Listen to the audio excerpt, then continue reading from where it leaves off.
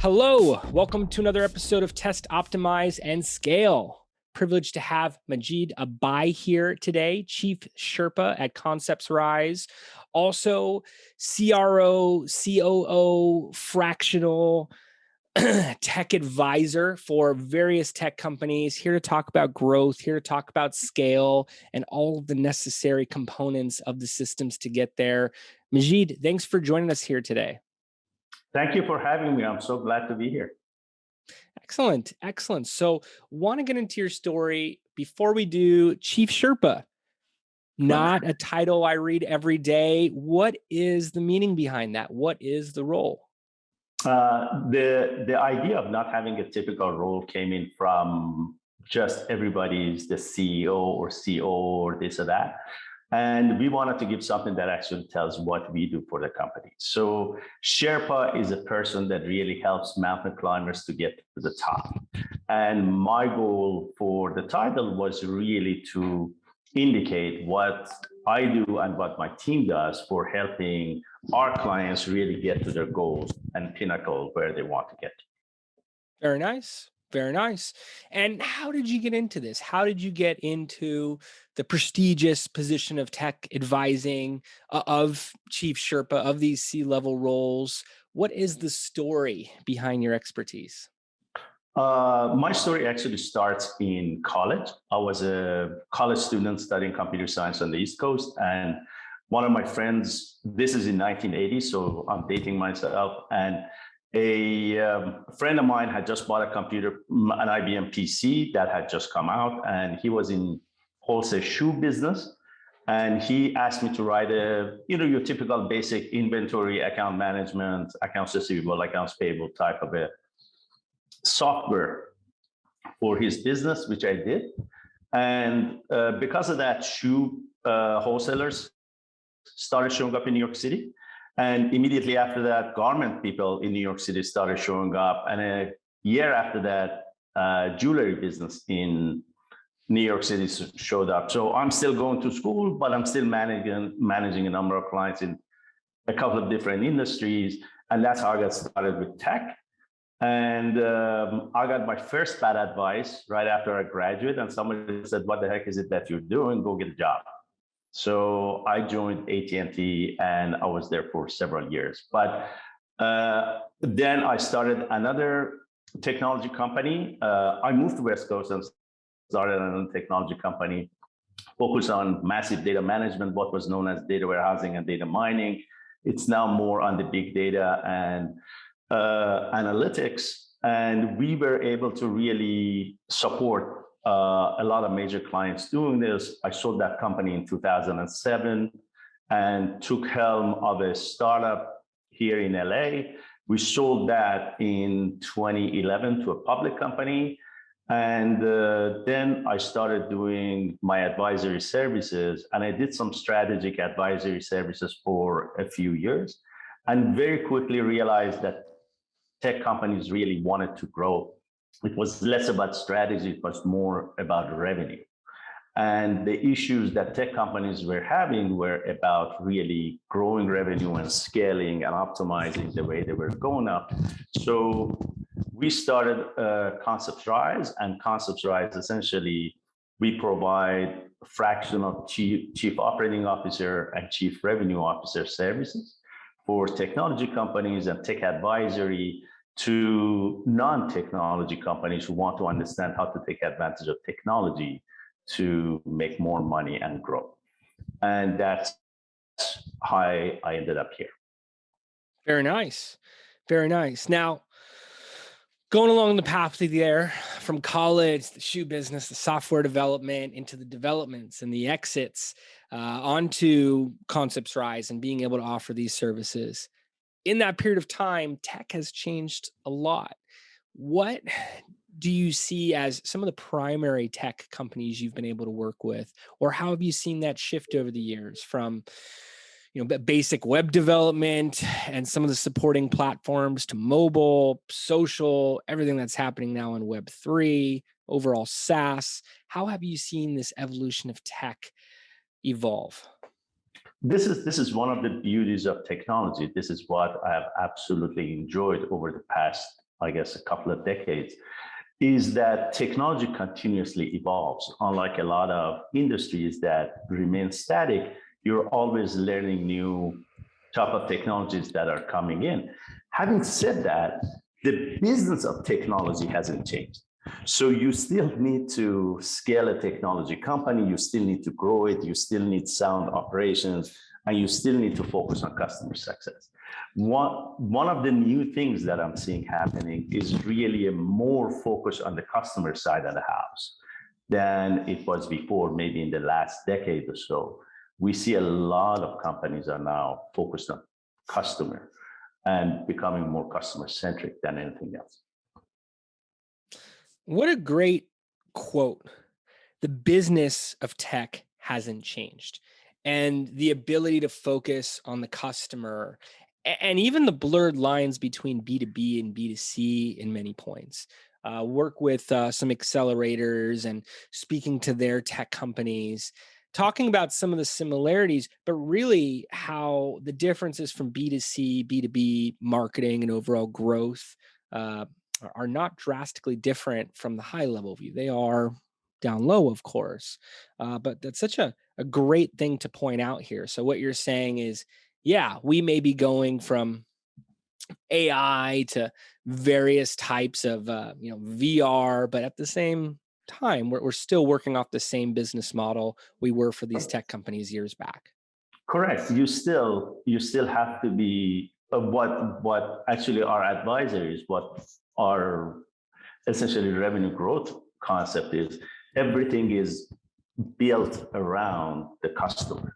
So our whole goal is to really understand the right customer for your business, really build messaging and marketing and why that customer would want to work with you, and then build the rest of the business from operations to sales to marketing to customer service all around that type of a requirement that the customer brings into the table. And it's amazing how many times technology companies will get that wrong. It truly is. And it's great that you're able to bring that lens in from the CRO, from the COO roles. How are you able to step into a C-level position like that and on a fractional basis in the sense that the company is already up and moving, I'm assuming, and then now you're being brought in to kind of repair and grow? What are the first steps to do so? I imagine it's a long runway before you can make some of the decisions at the caliber needed for those C-level positions. Correct. A couple of things happen. Either the companies is a little bit more advanced and they're generating revenue, but they have plateaued on their revenue, or at least they're not achieving the goals that they want to. And in those cases, investors, VCs, private equity firms, or even C-level executives, they reach out to us and they say, we have this goal that we want to get to. And what are the things that we could do to really get there from a revenue standpoint? Or that we are having issues with customer retention. We are really bringing the revenues, but customers are leaving on the back end. And there's several indicators that we can take a look at to see where the problem lies. With smaller, really early startups, our view is that if you allow us to advise you early on, it's really you can set your go-to-market strategy easier. And not that it's an easy to do go-to-market strategy, but we will help you to really get to the right market at the right time with the right focus. And that allows you to probably step aside some of the mistakes that a typical founder will do in their business by really focusing on the right market goal. And that lines up perfectly with marketing in the sense of it all begins with the audience. Yes, there are different touch points of those audiences, the channels. And then from audience, we like to point out messaging and funnel. So who are we reaching? What are we presenting to them? And where are we taking them? What is the call to action? What is that landing page and lead magnet? email drip system to follow look like, but all based on that understanding of the individual we're targeting. And that's some of the similarity I was referring to with B2B and B2C, where I run a B2B business. I'm still marketing to people, I'm still marketing to individuals. I still need to know what is going to inspire them, where I could be of value, what their other influences are. Sure, they represent a whole brand, but I'm really going after the individual. So that ability to build a persona, talk about where they go online, what they do on the weekends, can make all the difference. And it's always amazed me how groups that are experts in their product can sometimes be off on this audience development. You're absolutely right about this because unless you know the exact concepts of your customer, your true customer, someone called it the perfect customer, you're unable to really message that perfect customer, and then marketing suffers and sales suffers because you're really not providing the right message. By no means am I a marketing expert. But what comes down to that we see a lot of times is that it's not the fault of marketing, it's that we're just targeting the right customers for a business. And if Sure. I may give you an example, a couple of years ago, we actually a little bit more now, we had a client that was in a SaaS, in the SaaS industry of cybersecurity software. And they were having trouble reaching past a certain point. And they reached out. And the first conversation I have with every client is, what is your perfect, who is your perfect customer? And they discussed that Fortune 5000 would be their best customer. And I won't get into too much of the detail, but when we did the customer journey for those for that client, we realized that a Fortune 5000 company would have a tough time really buying from them because they were not on top of the industry, they were not part of the Gartner Magic Quadrant, and therefore they would have a tough time selling. But $100 million company would fantastically buy from them every single time. And it was a shorter conversation, and they could actually create a model where they actually sold more. And they could really create a ecology of products that they could sell. And by that change, and by that change of a message, they were able to triple their revenues within a few years because now messaging and marketing were really on point and on target. And they would really be able to get them to that point. Takes a while to crack that code, even for larger companies, but once you're able to do it, it can be direct access to scale, given the channel, the available audience there, of course. But it's such a strong thing to point out where the efforts positioned towards the right audience can show exponentially higher results than the wrong messaging. Even that same visuals, the same copy, but to a different group. So you're saying companies this size, absolutely, even if you're getting no responses at this point, can be very relevant at times to discussions. Correct. Right message to wrong audience is not going to go anywhere. Mhm. And right message to the right audience will take you extremely far. Mhm. I refer to different advertising channels, content channels as working traffic sources, tools to nurture audiences to the point of conversion. And for me, it's less of a matter of if they'll work versus how do we get them to perform? What do we need to change up, as you're saying, about the audience, about the messaging, about the call to action that we're taking them down? And it could take a while to manage to a point of effectiveness, but once you do, you have that growth tool. You're able to continue to use it even at higher magnitude.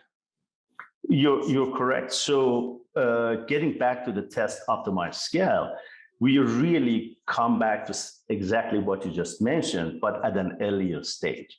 So our whole idea of growth is really understanding who that customer is and really testing that theory to make sure that that is the right customer for us. The customer journey works before sales and customer journey works after sales, and really build products and really enhance the products to work for that. So that is really a lot of testing and optimizing that comes in. The minute we really hit that correct formula, then it just becomes the matter of scaling and really putting the right resources into really channeling that up. So exactly like yours of trying different channels to see which one of testing different channels to see which one of them works and then optimizing and scaling. At the beginning of that process, finding that right customer really, really works well for an organization. If they really spend some time and getting to that point. And what are some of the obstacles that you see along the way? You make it sound very easy. And, admittingly, like you're looking from the overview, it makes perfect sense. I do the same thing. But what are some of the roadblocks that occur during that process? Is it identifying the right delivery methods, the right channel, the right message? Is it really pinpointing the subsets of the audience and finding the specific individuals that'll move forward? Where do you run into the most obstacles? A lot of times preconceived notion Hmm. of the executive team of who their best clients are. We are totally Sure. data oriented in our organization. So although we go by our gut feeling, we really utilize data to get there. And even when we sometimes present data to the executive team saying that, for example, this is your better audience, we get challenged. No, that's not true. So that's one of those cases. The second one is to change the attitude of the organization because they're used to doing things a certain way. Mm. And that's where the operational side of the house comes in, and really changing them to go to the next level of operation and really not to fight the change that is happening. So a lot of change management, a lot of soft skills will go into really changing the attitude of the organization. Those are the two major obstacles that we have seen in various organizations. What commonalities do you see out of successful organizations, groups that are really able to scale beyond and in an outstanding fashion uh, in comparison to their peers? What have you really seen to stand out in CEOs or just the team as a whole? A couple of things. Number one, being coachable, Mm, executive team and the team themselves, being coachable to different types of advice, not necessarily accepting everything that they hear, but really being open to different suggestions. That seems to be the common thing that I've seen. And fast decision making. I've seen, especially in tech companies, because of the competitive nature of tech, you can't really sit down and analyze everything. So you have to allow yourself to fall down every once in a while and then learn from your mistake and continuously go on. Too much analysis, a lot of times I've seen hinder and at times even fail an organization. definitely seen that as well. I like how you said the fast decision making. For me, also, it's the highly active founders and the ones that are committed to success, in the sense of they have a failed campaign, they look at how to improve it directly thereafter, and there's that relentlessness, that grit to be able to get it to a point where it's working. Uh, Working with early stage companies and referring to them in many of these situations, but seeing that behavior carry on through much higher levels of market share. Right. And for example, in marketing, I'm sure you've seen a lot of organizations go down the same path, although it's not really providing an answer, as opposed to changing quickly and really trying something different. Yes, So all of that is an important model to really sure. keep in mind. Even us as an agency, we see different channels, different strategies work from one group to the next, but not for the one to follow. And we have to quickly be able to adapt and solve problems of campaigns that are not producing growth. So, Right. absolutely. And to the title of the show, What are some recommendations that you have for founders towards their own growth? What can they test out? Who can they bring on board? What should they look to incorporate into their model? Definitely one of the things that I recommend to every single founder is that today's market is extremely customer centric. So it is not about selling to a customer. It is really about understanding, excuse me, it's really about understanding the customer's needs post sale. So what would that customer require after you sell the product? Whether it is SaaS, whether it is hardware, whether it is software, it's a professional or anything, it is really what other things that they are requiring in their business for their problems to be solved, and what kind of expectations do they have from you in regards to service and connection and contacting. So, for example, if you're selling to an older generation, and you expect them to answer your text or via tweet, there it's not going to work. And if you're vice versa selling to a younger generation and you expect them to read your email, it's probably not going to happen. So really understanding the full total connections with that customer is essential at the very, very beginning. So that's an important aspect. For us is always, for our client companies, is fastest route to revenue.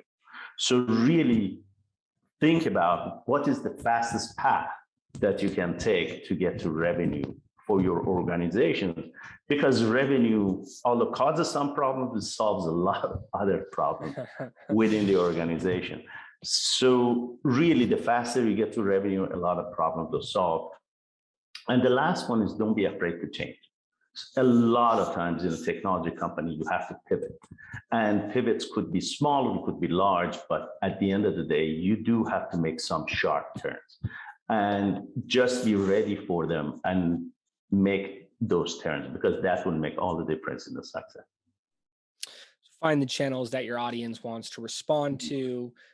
Be prepared to pivot. All of these ideas are very strong for for founders to take in. They may sound straightforward, but I could tell you just from my experience in the groups we work with, how many times they're off, as well as us. We use a project management platform, and when we have clientele that are in older age brackets, similar to what you were talking about with that text example, there are gaps in communication. Everything's living right there. You would think it's easier in many regards, but it creates a watered down product when the communication's not there for a service based business. So we have to quickly make changes and present over calls, use email, be able to point at different folders where all the files live, but then have communications coded accordingly so they could find everything very easily. But being able to adapt for your audience, being able to show that pivot, and to be able to use the analytics to know when you need to move and move higher. Right. Everything you said is absolutely true. I completely agree with that. hmm hmm Just recapping there, I like the word test as well because it seems more approachable to be able to implement. Meanwhile, once it's working, you could do it at much higher levels. But at that point, you know it's working. You're pointing at the results. It's more straightforward whether you're talking to the CFO. And I know we were having some CFO conversations earlier, and the differences between CRO and COO, different hats and how they form the dynamic of a board. But whoever you're speaking to at that point can present things clearly. Correct. Absolutely correct. Now, what about optimizing? What if things don't work right out of the gate, or you're just looking to improve performance if it's going well? What are the best approaches to be able to pivot, as you say? So the optimizing side is actually switches to the operational side of the house a lot. And on the revenue as well, it comes in because the idea will come in is to create repeatable processes in all cases. So within the operation side of the house is the ability to really create and identify and teach processes that can be used by anyone within the organization. in order to support that particular aspect of it.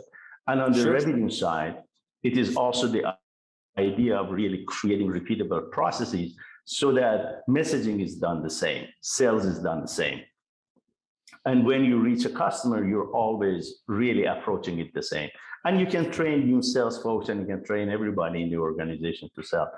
I've always been under the belief that everybody in the organization sells. And really, everyone in the organization is an ambassador of the organization. And the way you behave and the way you message and the way you talk really could bring a client into an organization.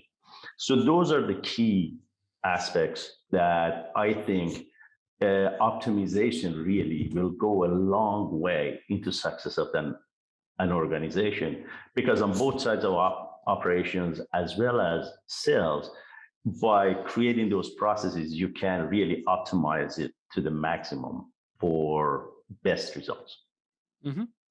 And I love how you positioned everyone in the organization as a salesman, working on the biz dev side, working as an ambassador, because I do see that finger pointing at times of, hey, I'm not a salesperson. I'm a designer. I'm a CFO. I'm whoever it is. Where I've been to conferences and had very in-depth conversations with a CFO acting as a biz dev representative towards me, and what it meant about the culture over there, what it meant about the organization, the way it showcased pride in the Right. product. It was very clear. And I see those discrepancies among team members. So I'm actually going to point that out to my team this week and do a little exercise that we do with our biz dev team for various employees, because I think that's only going to lead to good things. I'm also a marketer, and I look at marketing as sales on a mass level and can break every conversation down to a seller and a buyer, really speaking to enrollment more than a monetary transaction, or anything beyond discussion points and cues. But the ability to get behind the product, get behind the idea, get behind the concept, find creative solutions via optimizations if needed. It's such a great way to say it, of everybody in the organization being a salesperson and or ambassador. Right. I agree 100%. Mhm. I'm glad you like it. Yeah, it's worded well. It's worded well. And once this is all working, what are the keys to scaling? Once you're working with a group as a fractional CRO, or maybe chief operating officer, chief operational officer, and you see a formula that is producing. You've gone through optimizations, it is refined, you have the whole team working as ambassadors. What are the next steps to scale from there? How are you able to do this consistently? Training. So as you scale the organization, I've seen many organizations bring a person in and without any kind of formalized training, really put them into different positions within the organization. Sure. There are three major aspects to think about. One is about the organization. What's the culture of organization? Exactly as what we just talked about. Everybody's an ambassador. This is what we do. This is our message. This is how we talk to someone that we don't know. Really put them through that kind of a training before pushing them out to really their own roles. The second one is the area around the culture around client. How are we client centric? What are the things that we do for the client? Whether we are on the product side or on the sales side or just the support side, what is the client really playing? What's the client's role in this and how we play vis-a-vis the client? And the last one is training about the goals of the company. Really, where is it that we want to go and how we can all get there by following these processes that we have. So it's really the three-part training that, in my mind, helps the scaling side of the house. Otherwise, not everybody is really playing to the same strength and towards the same goals. Hmm. And the goal setting is so important. I read a lot of these inspirational business books, and they talk about writing out your goal visible, looking at it first thing in the day. dating back to Think and Grow Rich, and how important it is for the entire team to be synced on that goal. And sometimes scale is just the presence to it. I've found where if we're running an advertising campaign, it's a common tool for us to market test. If we're optimizing it, we're seeing performance to a good level. Scaling may sound like it costs more. Scaling may have very clear inherent risks to it. But if the lack of a scaling mentality puts you behind the timeline to be able to hit your goal by the forecasted date, you need to make some moves. You need to make some changes. You need to be very present, very conscious of what is required that day, that week, that month to be able to serve as a building block to get to that final outcome that everything is set up to produce. And I'll often see, again, a disconnect from one department to the next, one team member to the next. Sometimes it is the CFO saying, hey, we don't want to spend that much. Other times it's someone more on the day-to-day management side and looking at all of the extra work that comes along with it and how we're going to figure it out with bandwidth. Meanwhile, if the be all is that goal and additional systems need to be created to get there, but really just the appropriate training to make sure everyone is on the same wavelength, I could see that being a perfect avenue to the delivery of those achievements, just as you're saying. And it starts from the top. If you're having discrepancies, as you just mentioned off the top, that someone wants to grow, someone doesn't want to grow, someone wants to go to a different direction, you're going to see friction within the organization. So usually our clients are clients that really have one thing in common. They all want to grow. Mm-hmm. And they want to get to the next step. The degrees of growth changes, and we have to really level set all the executive team to make sure that we have the same common goals that they want to go to. And everything that you mentioned also happens. Someone wants to grow faster, someone wants to grow slower, someone is worried about the cost, someone is worried about revenues. But really, when you level set everybody and really build that vision together, then it just becomes the matter of really training as part of everybody else to really get to that scaling done. Absolutely. Well, Majid, this is so helpful. Again, I'm taking notes. I'm always looking for clarity, always looking for different messages from the people who are doing it, from the leaders who are currently working through these systems and seeing success today to package for my team, for groups that we work with, for any founders in our network. And that audience is substantially growing. It is beyond valuable. I look at it as you're providing cheat codes to a path that you're taking groups down. Are there any final notes, final messages that you'd like to leave for listeners today? Not really. It is just, if you have an idea, if you're a founder, you want to get to the next level, just jump in, go do it, fail big, as opposed to stopping and really thinking about it way too much. This is what I tell my children. This is what I tell my clients. Allow yourself to fail. And really, you will learn more from failing, whether they are small projects or big projects, than anything else. And if I could be of any help, by all means, please reach out, and I'm happy to have a conversation and help any founder who really wants to go to the next level. And what is the best way to get in contact with you? My website is conceptsrise.com. And you can reach me also from email at majid@conceptsrise.com. I'm also on LinkedIn, and Twitter my handle is @Majid Abai. So either one of these channels would work. Well, Majid, want to thank you personally for coming on today. It's been a great discussion. Want to thank listeners as well. We'll see everybody next time. And Majid, thanks again. Jason, thank you for having me. This has been a lot of fun, and I hope to talk to you soon. All right. Likewise, my pleasure. Take care, everyone. You.